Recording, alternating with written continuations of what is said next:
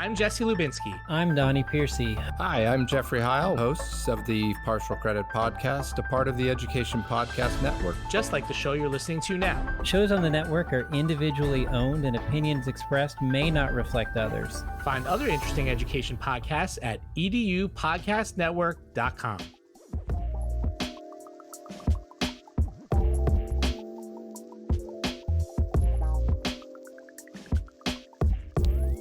Hello, everybody, and good morning. Hopefully you guys are having another wonderful day today. And thank you so much for joining us for another wonderful episode of My EdTech Life. I am excited to be here with you all this morning. As always, trying to bring you the best of the best and, bringing subject matter experts to speak on all sorts of topics from leadership all the way to creativity and everything in between. So I'm just really excited that you're joining us today, whether you're joining us on Twitter, Facebook, on LinkedIn, wherever in the world you're joining us. Welcome, and thank you for making us part of your day. As always, you know our mission, our vision, and our passion is to connect educators and creators one show at a time. And I'm excited about today's guests who I've been watching, on Twitter, longtime follower. He is an author. He is a former admin. Actually, he's done everything, different perspectives, in the education space. He is now an entrepreneur. He, like I mentioned, author and a podcaster, blogger as well. So I'm just really excited to welcome Darrin Peppard to the show. Darrin, how are you this morning? Hey, Fawn. I'm doing great, man. Thanks so much for having me on. And it's funny when you listen to people talk about the things that you do or you have done. It's like, wow, really?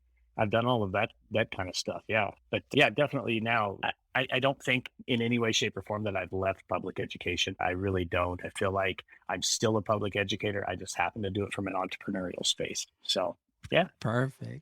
Excellent. And I'd like to welcome John Woodward, who's joining us here from Texas, also a wonderful ed tech leader. Thank you so much for joining us, John. And if you guys are joining us in the chat right now, let us know where you're coming from and drop in your comments and questions. And we love to help you answer those and get connected with Darrin as well. But again, Darrin, thank you so much for accepting the invite and being here, because this is definitely a topic that I am really always looking for more insight. As somebody who's been in education now, completed their 15th year, going into 16th year, various roles. Our role is to always get better each and every day, step by step, sharpening our skills, and definitely leadership is one of those components that I always look forward to in learning more of, not only for myself to continue to build up my leadership styles or leadership roles, but also to kind of see and glance, and see, I guess others and the climate and the culture and how we can continue to work together to move that education needle forward. So I'm excited about today's conversation. But Darrin, before we get started, for many of our audience members that are viewing today, maybe it's their first time catching the show, it's their first time that they're connecting with you. If you can give us a little brief introduction and your context in education, that would be great. Yeah, absolutely. So I spent 26 years in public education. I started as a classroom teacher, and I was a coach. I coached football, I coached basketball. I even coached baseball for one season, and started as a middle school teacher. I like to say I served 5 years of middle school. Loved every minute of middle school, really, truly did. And then was asked to come to our high school and taught 6 years at the high school level. I was a head basketball coach, I was the head tennis coach, and just genuinely loved that time. I was in Northwest Arizona, a small town named Kingman. And being in Kingman was a great experience. But my wife and I wanted our daughter to grow up closer to aunts and uncles and grandparents and that kind of stuff. So we moved back to my home state of Wyoming, and I became an assistant principal. My first gig in assistant principalship was in charge of discipline attendance at a high school. I did that for 2 years, then 3 years as an assistant principal in charge of curriculum and instruction, same high school. And that led to, again, same high school, me being named the high school principal, where I was for six more years. So a total of 11 years at that school. And then, I don't know, I had this crazy thought in my head, Fonz, that, that I had to chase the next job. And I think a lot of leaders are like this. You feel like, you're ready for the next challenge. And that's when a superintendency came calling. And I went to a small mountain town in Colorado and was a superintendent for 4 years, and stepped out of that role just over a year ago. We were talking this weekend that this weekend marks 1 full year that I've been out, if you will, of public education and now into this entrepreneurial role. In this role, running Road to Awesome, we do three things, but it's all about cultivating leaders. We do that through, elevating their voices and promoting positivity. We run a small publishing company called Road to Awesome. And then, of course, my work with coaching and growing leaders and speak in schools, speak with leadership conferences, those kinds of things all over the country now. And I just love it all. But I'll say this, all of that wrapped into one thing. The thing I'll identify the most as, honestly, Fonz, is I'm a recovering high school principal. I will always be a recovering high school principal. I think it's the greatest job in every district. I think it's the hardest job in every district. And I was just really blessed to have the opportunity to be a high school principal. And I was my own daughter's high school principal too. That was pretty cool.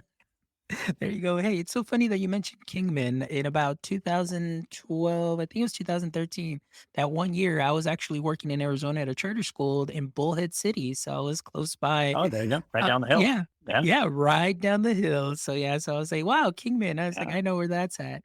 All right, awesome, Yeah. Darrin. Well, thank you so much for that background. As always, I want to kind of just dig in a little bit deeper because this is what I love. This is one of my favorite parts of doing the show is that when I see people that are doing some amazing things in the Twitter space and in education and all sorts of different platforms and hearing their voice and the work that they're doing, I'm always curious about their origin story. I always love to know was education a path that you already knew you wanted to take, or was it something that you kind of fell into and then absolutely just fell in love with? So if you can tell me a little bit about that origin story. Man, I love the origin story question. It's interesting. I wasn't the guy who, grew up, knowing I wanted to be a teacher. In fact, if you'd have told me even as a senior in high school that I was going to end up in education, I would have said, no, there's no way. My career path was a little bit windy. I was a high school athlete. I was a really good tennis player. I was on the basketball team. I wasn't very good. And in fact, I was injured more probably than I actually played during my high school career. And I say that because I spent a lot of time in the training room. And our trainer, a guy named John Knopfsinger, Trainer John to all of us, I spent a lot of time down there with him. And I remember making my first career path choice based on Trainer John.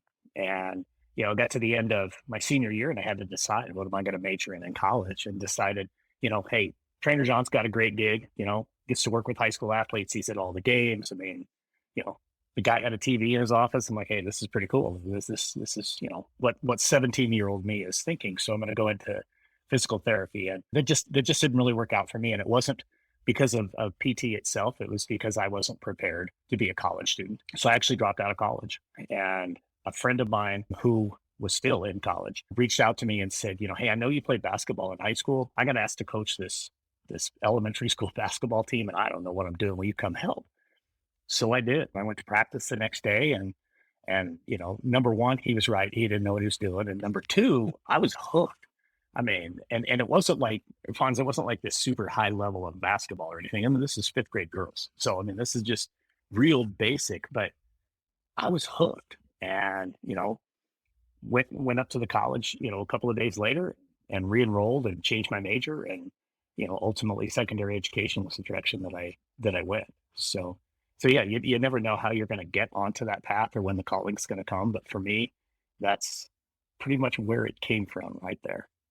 Man, that is great. That's such a great story. And like I said, I'm often curious about that because, again, more often than not, I just love to hear that either that first teacher or that first moment, or maybe just that one transition due to, maybe a circumstance, fork in the road, and then you fell into it. And then all of a sudden it's just like, boom, like you just found your space and everything. So that's great and I just love the Yeah. part. It's like, hey man, this guy's got a TV in his office. It's like, man, what greater gig, is out there? Well, it actually, I mean, it goes a little bit deeper, and this will age me, but in the training room as a sophomore in high school over Thanksgiving, what we were ahead of Thanksgiving practice or whatever, it was November 23rd, 1984. I know the day because watching on that TV, I saw Doug Flutie throw this miracle pass to beat the University of Miami.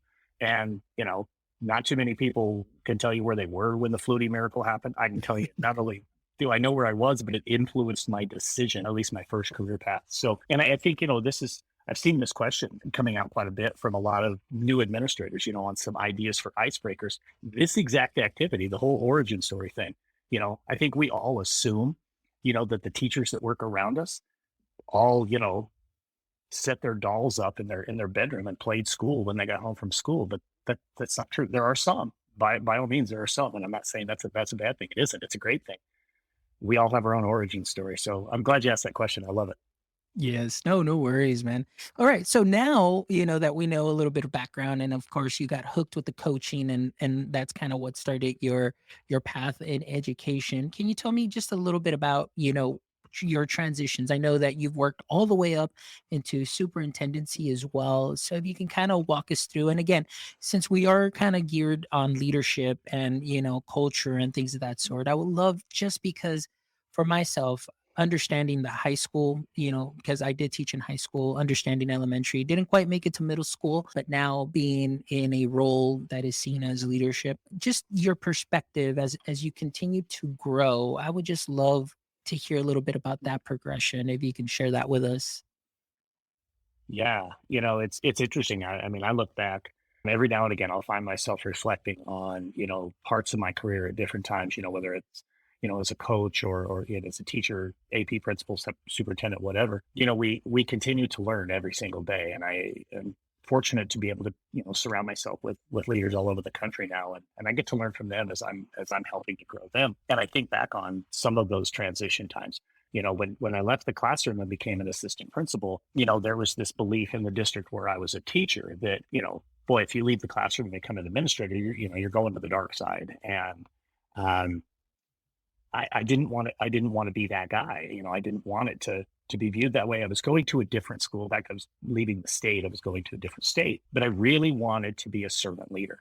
And my belief in going into that assistant principalship in charge of discipline was that I needed to be there to serve my teachers. And I was real intentional about having conversations with them and hearing what they needed from me. And I dove right in, but the unfortunate thing was, and this is where my focus around school culture became, I guess, maybe this is where its origin story comes from. The culture of our school was pretty toxic. We were really all about catching people doing things wrong. And that's what my teachers wanted me to do. They wanted me to, make kids sit down and shut up. And they wanted to, kids to never forget that the teacher has the big desk and they had the little desk, and, things like that.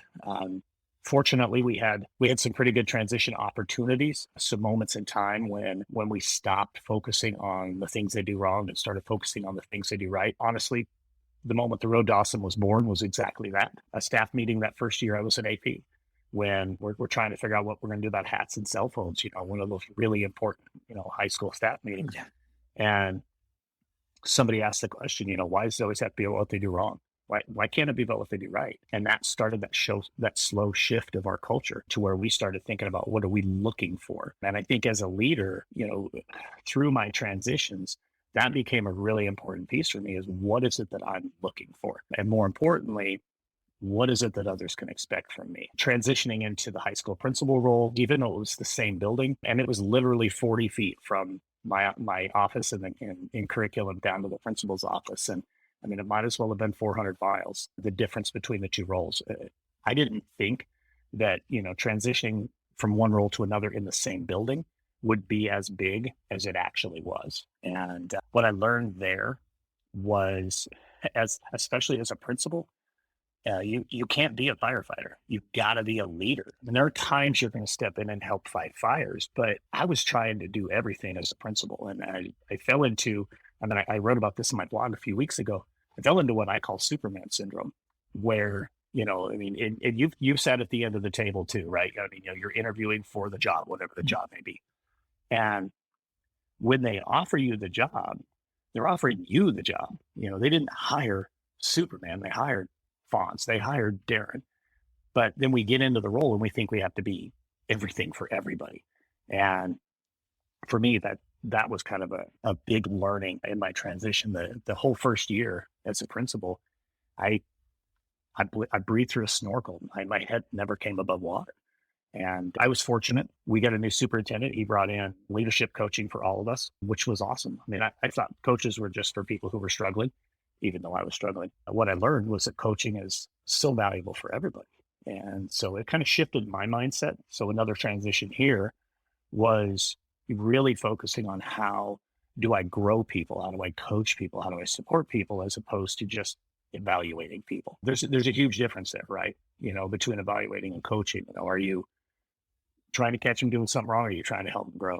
Moving into the superintendent role, that transition again, I not only go to a different building, I go to a different state. I had to learn all kinds of different guidelines, and every state does things a little bit different. But again, I put that lens on culture, and we focus on building a culture in that district, and I think we did some great things there.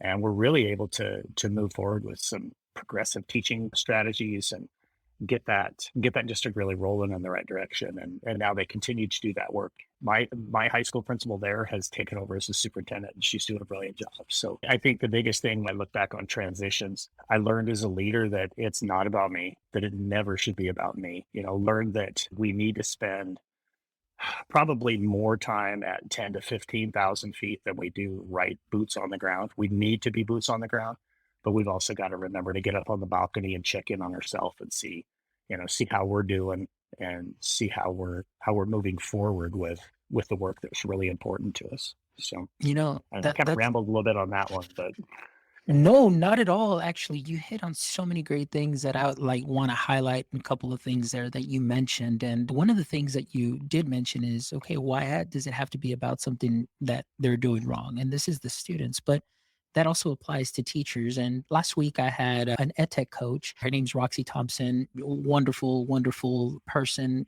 just amazing heart. And she mentioned something that kind of matches with what you were saying is, she had a mentor that was there to really coach. She, helped her through this transition, going into teaching, watching over her, and she felt comfortable. She had that psychological safety. She knew that she can go and approach them, ask questions without being judged. And she mentioned kind of the same thing that you did, where sometimes it's about the coaching. It doesn't always have to be like evaluative. It could just be like, hey, I'm just here to help. I don't want you to feel threatened that I'm going to write this down and I'm going to take it back to central and say, you're not doing this, you're not doing that. So I just want to talk a little bit about that, as at least from your experience that you've had as a teacher, as a principal, and as a superintendent, the importance of induction, having a great mentor. Can you tell me a little bit about your experience, or maybe an initiative that maybe you might have started as a principal or as a superintendent to provide, a mentor teacher to your staff, to continue to grow? yeah, I think coaching is just so powerful, and whether it's, coaching, mentorship, induction program, whatever, we all need somebody there to be that support. When I think back to my leadership coach, his name's Tom. What Tom provided for me is something that I like to call the third point perspective. In instruction, we would use the instructional strategy, text as the expert. So it's like, there's two of us, but then we can go to the text. That's the third point. The text is the text is the text. It's just, here are the facts, or here's what's on the paper. The coach for me is that third point perspective. It is that text is the expert. It's not passing judgment. It's just simply, it's almost like playing it back to you, and just asking good questions, around, what is it that you were thinking here? What was your strategy here? What are you trying to accomplish? And that's what I learned from my coach. So because I learned that from my coach, as a principal, I felt it was really critical that we were supporting all of the new staff members that we had. Something I just to chase for one quick second. I had a conversation with a superintendent that I'm working with this coming fall, and we're going to be doing a 2-day workshop in August in her district with all of her leaders. And as we were talking things through and talking about the different initiatives that she has in place, and it's not a tremendous number, they fit together well, but she has so many new people. And I just asked, so how will your newest person, newest administrator, newest teacher understand what's expected of them? How will they know how this is, impacting their daily life? How will they know what they're supposed to do and what success looks like, with other people having many years in this system. One of my assistant principals asked me once, how do we catch up our new people? So we were fortunate in the district I was in Wyoming that we had instructional coaches. I had 4 instructional coaches on site at my school. So we were very intentional about how do we break down everything that we've been working on, that we want to be working on, and get it into a system to where the newest person in the door, not right away, but maybe within the first few weeks, can say, okay, I understand what this school is trying to accomplish. I understand what my role is in that and how I can best serve my students. I think it's a big mistake that we make in education all the time. You know, we've got these great initiatives, and as leaders, sometimes we just keep rolling forward with it. Whether that's, I'll use this one, project-based learning, brilliant instructional design. It's fantastic if people are really well trained and have great support. Launched that in the district I was superintendent in year 2. But how in year 4, when we have brand new people coming in the door, do we bring them up to speed? They don't have 2 years of experience in that. How do we catch them up? And again, they're added instructional coaches so that we were able to ensure that people had that knowledge. Mentorship is great. People need to know, how do I use the copy machine? Where do I, where do I go and talk to somebody about my insurance? All of those types of things. You were mentioning before we came on live about, number of clicks to content when looking for curriculum mapping or those kinds of things. I think it's important to have kind of those clear lines. If you've got somebody that you have set up as a mentor teacher, we all use mentor teachers. It's great, but don't expect your mentor teachers to be what I'm describing with those instructional coaches, because that's a pretty heavy lift for somebody who's got to run their own lesson, right? And that's why we did what we did when I was in Rock Springs was, look, don't ask the teacher next door to bring you up to speed on everything. Let's make sure there's somebody whose job it is specifically to do that, because that teacher who's mentoring them, supporting them in all kinds of different ways, it's not really their role to try to catch them all the way up. So. Excellent. Good. Well, that's definitely a lot of great insight, and definitely from that lens and that your expertise that you went through. So I really appreciate you sharing that. The next thing that I wanted to talk about, and you kind of brought it up there a little bit, and talking about initiatives, but kind of the thing of how did you battle, as far as the culture, when maybe there was that attitude of, well, this is the way it's always been done. Amy Meyer from Fright Technology, she calls that the twatty, the initials. This is the way it's always been done, or this is the way we've always done it. And so how, in your role and going into these different positions, how did you handle that situation, and how did you bring people on board with maybe some of the initiatives that you were trying to present to them? It's so funny that you talk about that. I left the high school where I was principal after 11 years, and a group of 5, they didn't say it to me, but I heard it secondhand. They're like, see, I told you this would pass. But the funny thing is they were doing everything that we had wanted them to do. They were just kicking and screaming the whole way. And I'm sure they probably continued, they probably were kicking and screaming for my successor too. I think, obviously there's a lot of research and that thing, that type of thing around, your early adopters, your laggards, and then your group that's kind of in between. I had a great conversation with somebody the other day who was asking about, what do you do with your resistors? Somebody had told this person, the same old sage advice that we were all given, stay out of the teacher's lounge. Well, no, don't, but don't spend all your time trying to turn 5% of your staff. Don't spend all your time supporting the ones who are already carrying the flag. Where you really want to spend your time and supporting any of the new work that you're trying to do, whatever that initiative might be, is really being in the classroom with your teachers who really aren't sure. Giving them some coaching. If it's something you believe in as a leader, you better be able to walk it. You better be able to talk it. You better be able to model it. And so get in there with the people who kind of are on the fence, that 80% of your staff, and you're going to have 10 or 15% who, I tell them, hey, we're going to do this, and zoom, off they go, and they're going to be superstars.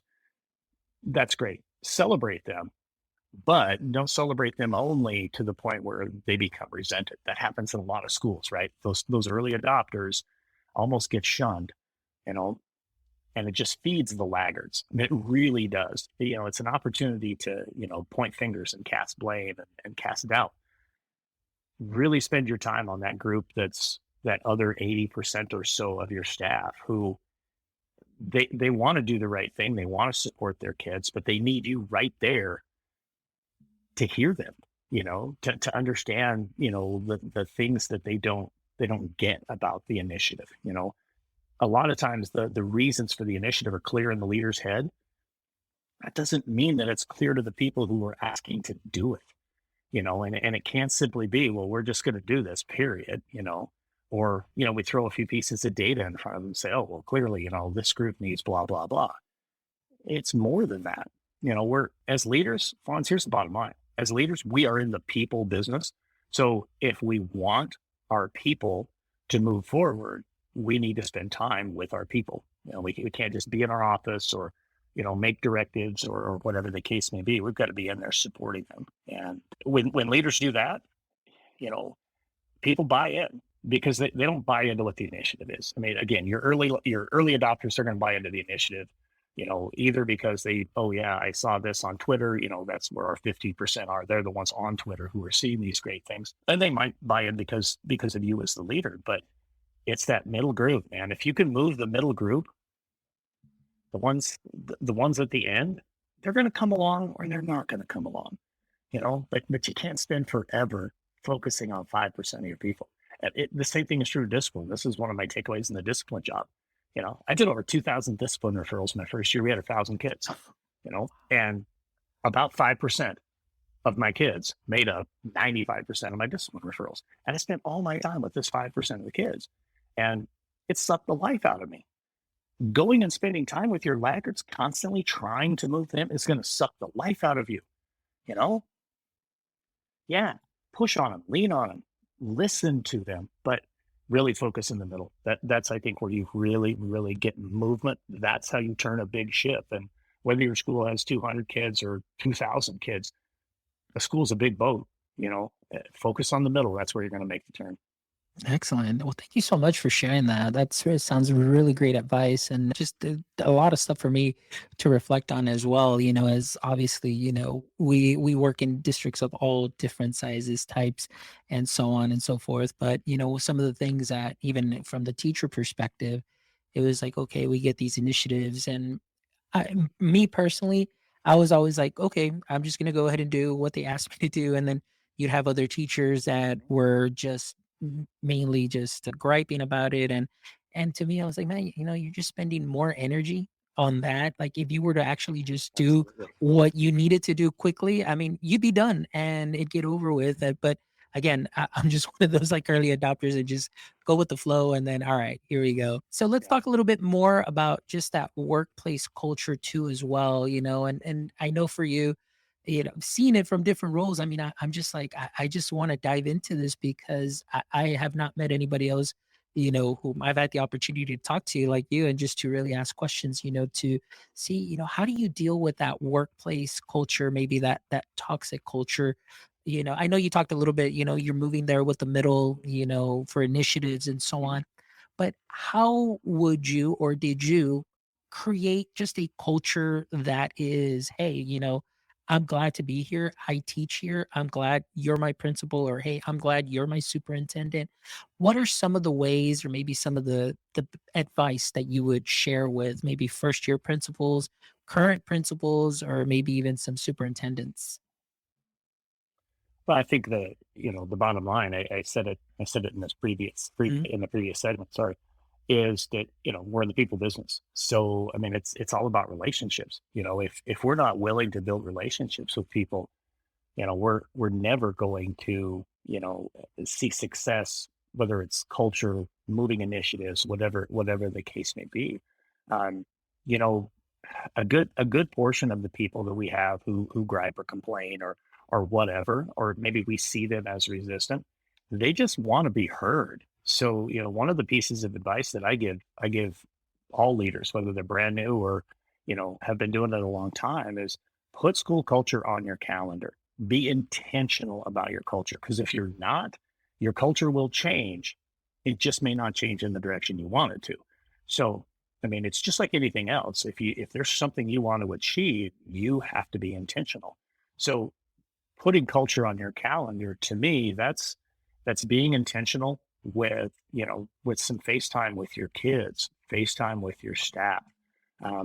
It's addressing those negative behaviors.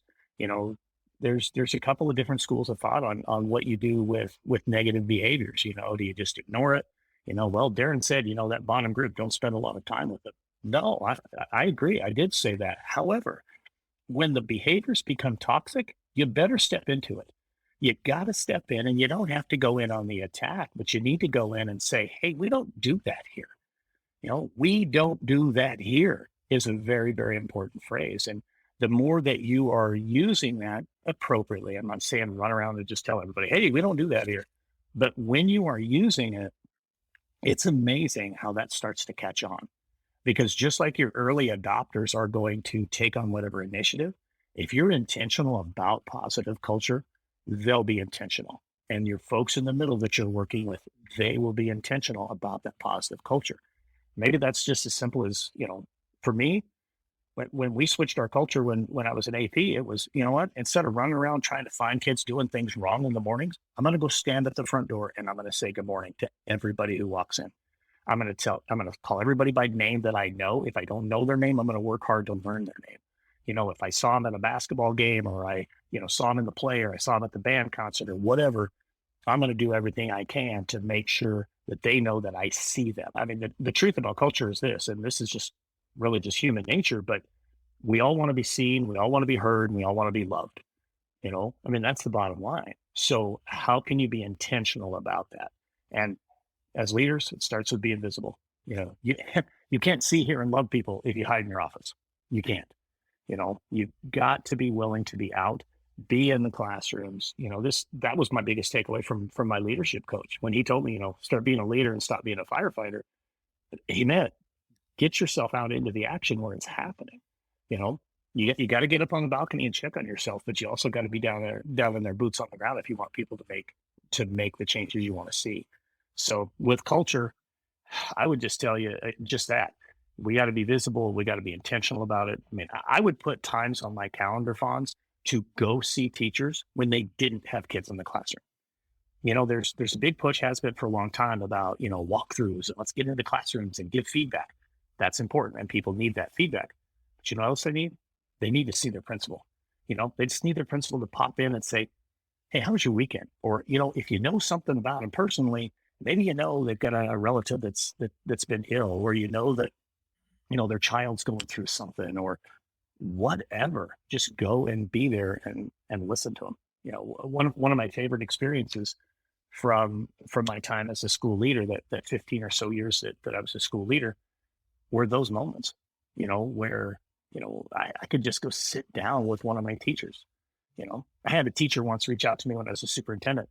We had this silly policy on the books that only the superintendent could approve extra time off on either side of a holiday. So Labor Day weekend, for example, the Friday before or the Tuesday after. The only way they get an extra day off was if I approved it. So I had a teacher who emailed me and just said, hey, Darrin, can I meet with you? Sure. And here's a leadership tip, folks. I told her, I said, you tell me when it's convenient and I will come to you. Don't make them come to your office. Go to them, for goodness sakes, leaders. Get out of your office and go to your people. I found out in advance what was going on. Her principal told me, hey, her husband's refereeing a destination wedding in the Bahamas. She just needs one day either side. Fawn's right there. I could have just emailed her back and said, hey, Amanda, it's approved. But I didn't. I kept the appointment and we went. And, within 5 minutes of her telling me the story, of course, I'm like, yeah, Amanda, go for it. I think that's great. But I knew she was having some struggles in her classroom. So I just asked her, how you doing? And boom, here came the tears. And she's telling me these stories about these challenges she's having with kids. And I'll never forget what she told me. At the end of the conversation, I said, Amanda, what can I do to help you? And she said, this, just come listen to me. She didn't want me to solve her problems. She just wanted me to know what was happening, and she wanted to know that she was heard. So to me, culture, again, it's about relationships, it's about people. And as leaders, our job is to model that and live it. Not model it because, well, if I do this, then they'll do it. No, just be that person. Excellent. That is wonderful advice. Thank you so much for sharing that, because that definitely goes a long way and just learning. And again, for myself, I love that I get to talk to you too as well, because then I get to turn the mirror on myself too. And like you said, I get to see what I'm doing at about 10, 15,000 feet, but then, all right, what can I do down here also as well on the ground, and, to continue to move forward and just, make those changes in culture and see how we can help teachers and build those relationships. So thank you so much for that. All right. Well, let's talk a little bit. We're going to switch gears a little bit. Let's talk a little bit about Road to Awesome. So I want to know, all right, so when did this start? When did you say, hey, you know what, with the experience that I've had, and you talk a lot about coaching, and it just seems like it's something that, maybe that's why you got hooked at such an early, with the littles when you were coaching basketball, but because you have a great way, like right now, in just speaking to somebody, helping them understand, listening to them. So Road to Awesome, when did that come to fruition? And talk a little bit about the work that you offer as well, for as Sure. leadership and organizational culture and so on. Yeah, for sure. So, honestly, Road to Awesome, the phrase, the hashtag was actually born in, I think, 2013. I co-presented at a conference. It's one that I presented at a number of times, the Jocelyn's Renaissance Conference. And I had a new teacher on my staff who just really just exuded this confidence and was like, I mean, he was the perfect addition to my staff, probably one of the top 3 hires I ever made. Many people know him in the Twitter space. They probably don't know that I hired him as a teacher, but Bradley W. Skinner was this teacher. And Bradley and I go to this conference together. And long story short, our session about leadership versus management turns into this whole, traveling the road to awesome. I don't know who came up with the phrase first. We decided we just co-created it. We don't know where it came from, but that's when it really kind of, like started, and it became the hashtag of our school. We are traveling the road to awesome. Every one of us is traveling a road, no matter what. And our road has forks in it all the time.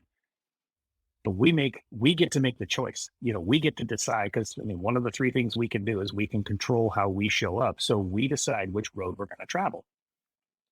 Early in 2018, as a superintendent, I had this idea that I wanted to write a book. Interestingly, I had just graduated 6 months earlier with my doctorate, and after writing a dissertation, thought I'd never write anything again. End up writing a book. What's the natural name for the book? Road to Awesome. So that starts to move forward. But in the meantime, yes, my passion for coaching really started to come out. My passion for speaking really started to come out. I took a course from a friend of mine, a guy named Steve Bowler, that was all about educators who want to speak professionally, just as a side hustle. That's what I thought it was going to be. And in late 2018, got my first paid speaking gig, and I was hooked. A couple of months later, somebody reached out to me that I had known through being a principal in Wyoming. She's a superintendent in another state now, and she just reached out and said, "Hey, I've got a high school principal. He needs some coaching. I know you're passionate about it. Would you be interested in coaching him?" Sure. That would be great. So now, a couple speaking gigs and this. So we created our own LLC, and of course we called it Road to Awesome. And then the pandemic hit, and that pretty much shut all of it down. But starting to come out of the pandemic, the book was published during the pandemic. It actually had its 2nd birthday just a couple of days ago. And it just started to snowball.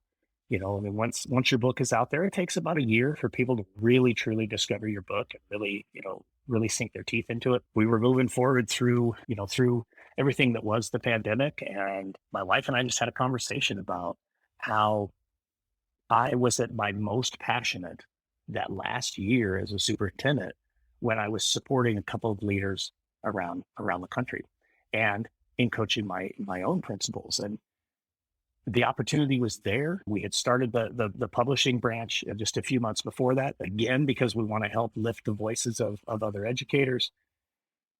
So the opportunity was there. And we said, you know what? You only live once. We know there's going to be this massive turnover of leadership across the country in the superintendent ranks and the principal ranks and the AP ranks. We know that the leadership pipeline isn't empty, but people are moving through it really, really fast, which means they're going to need a lot of support. And so we made the decision. We were in a place we could do it. Hey, let's go do this. Let's take our sphere of influence to a bigger level. Let's help leaders all across the country. Excuse me, eventually, at a global level, but we want to make sure that we're doing what we can to help leaders. So launching into Road to Awesome now, what that means is really we do three things. Number one is the speaking piece. And that's having opportunities to speak and share the Road to Awesome message at conferences, in schools, in districts, all over the place. The calendar for August is starting to fill up. I want to bring the Road to Awesome message to everybody's school. I want people to remember that, number one, we can control ourselves. We focus on how we show up. Number two, we rise by lifting others. And number three, we get the opportunity to change the world one conversation at a time. And to me, those are the three cores of the Road to Awesome. I mean, there's some great stories and that kind of stuff. We all have great stories. We're educators. We're surrounded by stories every single day. And they're stories of hope and stories of inspiration and impact. So I get a little fired up when I talk about speaking about Road to Awesome, because that's the work I love to do. The second piece I love to do as well, and that's coaching and growing leaders. Whether you're a brand new leader or you're in your 20th year as a leader, we all can benefit from having somebody provide that third point perspective that I talked about. Just that, that text as the expert almost. That, hey, tell me what you're thinking here. As a principal, I loved growing my assistant principals, and I never gave them the answers. They would come in, and in fact, it became a joke both there and in my superintendency that I would answer a question with a question. And that's what I do now as a leadership coach. Hey, what should I do here? What is it you think you'd like to do? And that starts that conversation. I really feel very strongly as leaders, our role is to grow leaders. And in this role, I really get that opportunity to help people empower other leaders around them. If all we do is solve other people's problems for them, they become dependent on us to solve their problems. I would imagine in your tech space, you probably get that probably as well as anybody. If all you do is solve their problems, they'll always run to you with, hey, solve my problem. No, it's bigger than that. We got to grow people and empower them to be able to solve their own problems and feel confident, and supported to do that work. So, and then of course, like I said, the third piece with our publishing branch, we've been really fortunate with the 25, 30 authors that we have under contract so far, that every one of their stories, every one of their books really fits a unique niche. We want people to have the opportunity to tell their story because everybody's got a great story, and there are some great publishing groups in the education space. Every one of them does wonderful, wonderful work. We didn't do this to go into competition with people. We went into this because there's so many people who have stories that, hey, here's another opportunity, and if you believe in the tenets of the Road to Awesome and you feel like it's a good fit for you and we feel like you're a good fit for us, I mean, it's awesome. And the people that we've been able to bring on and have, be part of our Road to Awesome family is really exciting. So there you go. That's kind of how this came about and became the work that we do. Heck, we're a family business. I mean, our editor, art director, book constructor is my wife, and she's brilliant at it. Our marketing department is our daughter. That's Road to Awesome, the three of us. That's great. That's a wonderful, wonderful story. And I'm glad, that you're out there. And like you said, you're offering a space, an option, another platform, much like, I see this podcast. I mean, there's wonderful education podcasts that are out there. And we'll talk about yours right now too, because I know that you recently started podcasting too. So I'm curious to hear a little bit about that story when you decided to click record.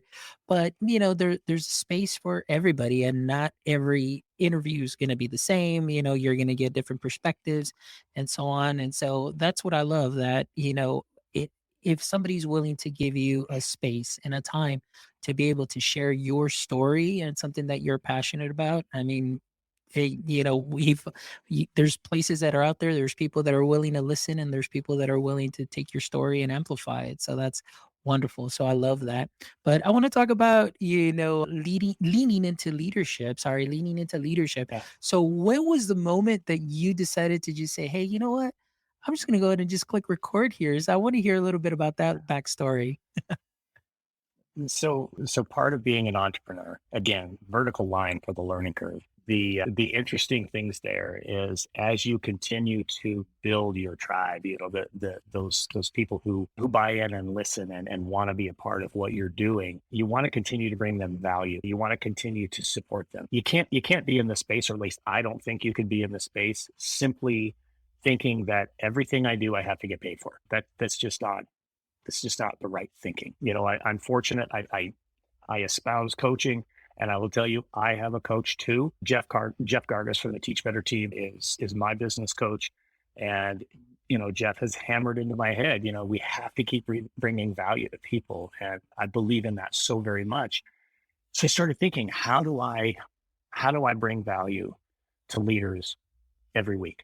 What is something I can do? Yes, I share something on Twitter every day, or a couple of times a day on Twitter, or maybe engage in a chat or those kinds of things.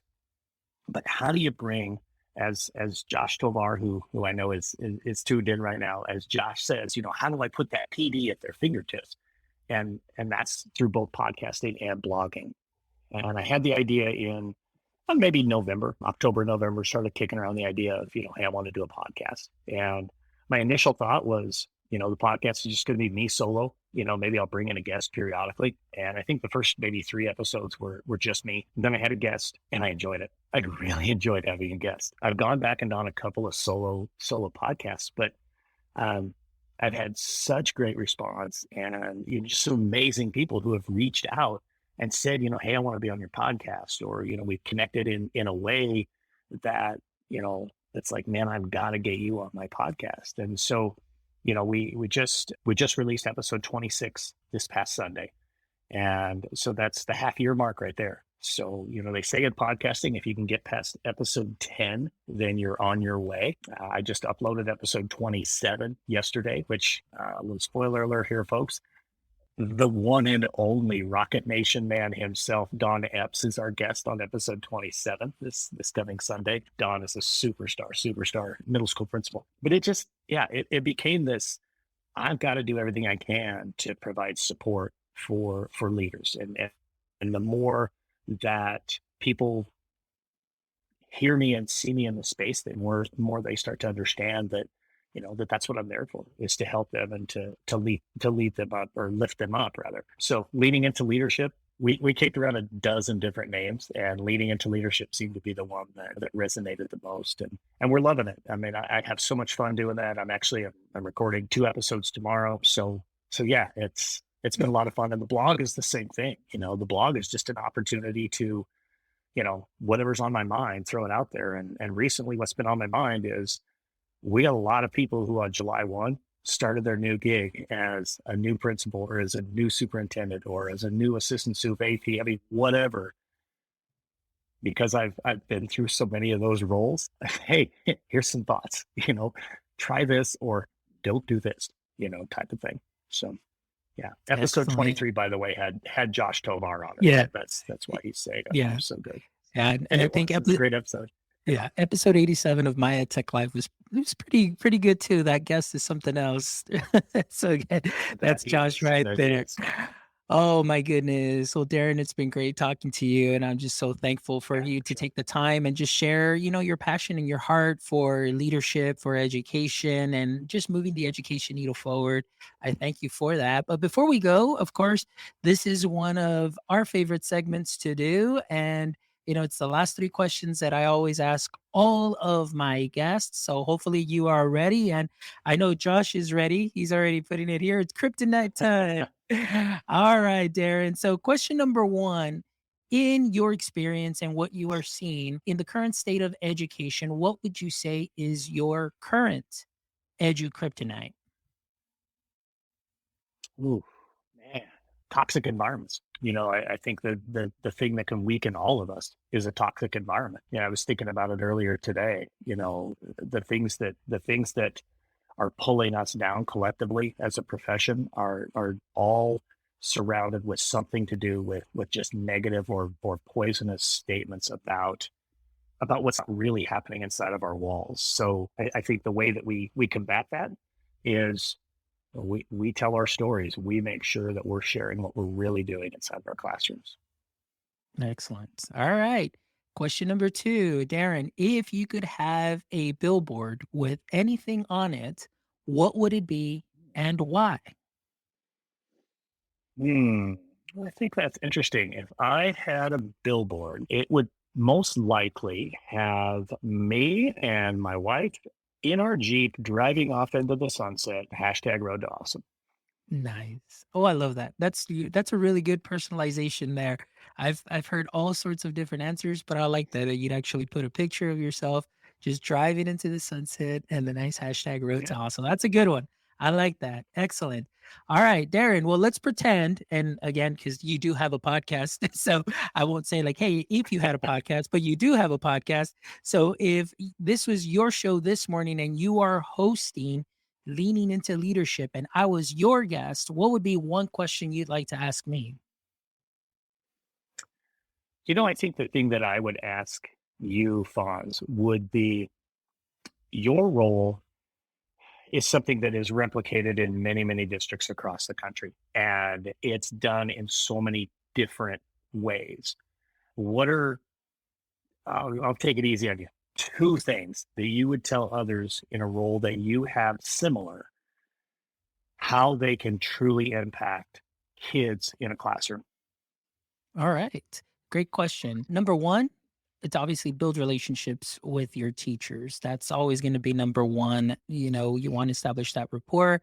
And again, as an instructional technologist, you're working with teachers. So you definitely need to work with them. You need to love on them. You need to show grace. You need to just build them up too as well, because what you're trying to do and accomplish, which would be the vision of, the district, is for them to be equipped with these tools that they can pass on to their students and engage them in their learning and create just meaningful learning experiences, and also just make it some fun, not only for the students but make it fun for the teachers as well. Oftentimes I feel like, hey, when did teaching become so serious? I mean, now we know it's serious because there's a lot of state testing and all that, but teaching should be fun. Like I walked into my classroom always happy because I knew that we were going to do some kind of a, amazing activity or just have fun with the kids. So, but build that relationship, show grace, build them up, give them that safety, open up. And like you said, one of the things too that I'm just learning now is to listen, but not be that Superman and try and put out all the fires, but really like, how can we go about doing this, and start asking those questions so they start building up that confidence. So that's number one, relationships. Number two is really just trying in one way to, through the use of technology, remove something from their plate. Although people, well, wait a minute, but you're adding something to it. Yeah, well, in adding to it, you're not adding more on top of it. What you're adding is because you're removing something from them and trying to find a task or tasks that might be something that would take up a lot of time for them, and just to help them be a little bit more efficient. And my goal has always been, when I tell teachers when we do trainings, is if I can get you back 7 to 10 minutes in your day just for you, then I know I've done my job, because there you can go ahead and sit at your desk at the end of the day and take a deep breath and relax and just breathe out, or just find some extra time to, do what you need to do. And that's it. So for right now, off the top of my head, those would be the 2 things that I would go ahead and share with anybody else that is working with teachers the way that I do. Yeah, Great well, question, Darrin. those are 2 really important ones, man. I mean, again, I mean, we've hit relationships throughout the course of the entire show. But then, what you talked about on the second one there, I love that, because we hear all the time, oh, I just need more time. I need more time. And being able to say, hey, if I can give you 7 to 10 minutes back in your day, hey, you got me hooked. I'm going to listen. What is it? What is it that I can do? And you're telling me also you want to take something off of my plate, which that's what our teachers want to hear right now. I mean, they want to know that that they're being supported. And part of being supported is, let me help you get a little bit of time back. That's huge right there, man. I love that. Definitely. Well, thank you, Darrin. And I appreciate you so much. Thank you so much for everything that you shared, a lot of knowledge nuggets that went out today, and a lot of great gems that people will be able, leaders, teachers, anybody will be able to pick up and sprinkle onto what they're already doing great. So thank you so much for your shares. And Darrin, also before we go, please let our audience members know how they can go ahead and connect with you. Yeah, of course. Easiest way to get a hold of me is just go to our website, which is roadtoawesome.net. And then on social media, I am at Darrin M. Peppard. That's Darrin M. Peppard. Everywhere. I made it simple. I'm just at Darrin M. Peppard on everything. And again, yeah, the website is roadtoawesome.net. Every page has a contact us lane. You can go on there and check out, things about speaking, about the work we do with leadership teams and with individual leaders. Check out all of our authors, our books that are out, and maybe you've got a book idea you want to throw towards Road to Awesome. You can do it there too. Perfect. Excellent. Well, thank you, Darrin. And thank you to all of you guys that were joining us live. I know we had some viewers from LinkedIn. We had Sherry from LinkedIn. We had Josh, also that John Woodward, also who stopped by. And to all of you that have made my EdTech life what it is today, thank you as always from the bottom of my heart for all of your continued support. Please make sure that you visit our website at myedtech.life, where you can go ahead and check out this and other episodes. Again, there is something for everybody. We've got amazing educators. We've got content creators. So check out all our previous guests, and I guarantee you that you will definitely glean some nice little gems there that you can sprinkle on to what you are already doing great. And also, you can go ahead and visit our merch store where you can go ahead and support our show. So you can get yourself a nice cap, a nice t-shirt, either to wear at a conference to support one of your favorite podcasts, or just to lounge around the house, whatever it is that you like. Go ahead and visit our website and you can go ahead and get your merch there as well. Please don't forget to subscribe to our channel, share our episodes. Any little bit that you can do will greatly support our show, and just to continue to get these amazing educator voices out there and just into the world, because we can definitely learn a lot from each other and through our stories. So as always, my friends, thank you so much. I really appreciate you all. And until next time, don't forget, my friends, stay techie.